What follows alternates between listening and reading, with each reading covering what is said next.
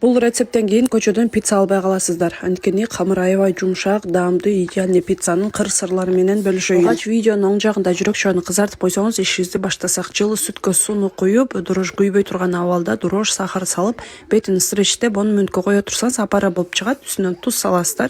Бир дана жумуртка, унду электен өткөзүп салып, бир аз колго жармаша турган жумшак камыр жууруйсуздар. Үстүн майлап, 1 саатка чытканы алып коесуздар. Пиццанын соусун даярдап алсак, помидордун үстүн кесип, кайнак суу куюп, сыртын сыйрып аласыздар. Блендерден майдалап, сковородкага куюп, үстүнөн 1 кашык томат жана май, туз, сахар, пиццанын ушундай приправасын салып, 2-3 мүнөт кайнатып аласыздар. Камыр дагы ачып чыкты. Bundan чоң-чоң 4 дана майда, 5-6 дана пицца чыгат. Камырдын жарымын алып, 5-6 күнгө чейин холодильникте сактасаңыз болот. Камыр жумшак үчүн колуңуз менен эле жука кылып жай аласыз, убайлык иштетиштин кереги жок. Үстүнө соусту сүрүп, сырды сеуип, каалаган азыктар менен жасасаңыз болот. Мен помидор, колбаса, болгарскийлер менен жасадым. Духовканын жогорку градусунда алгач астын 10 мүнөт, андан соң үстүнө 10 мүнөт коесуздар. 20 мүнөттө пиццабыз даяр. Аябай даамдуу сонун болот. Сөзсүз түрдө сактап алып жасап көрүңүздөр. Буюрса мага рахматыңыздарды эле айтасыздар.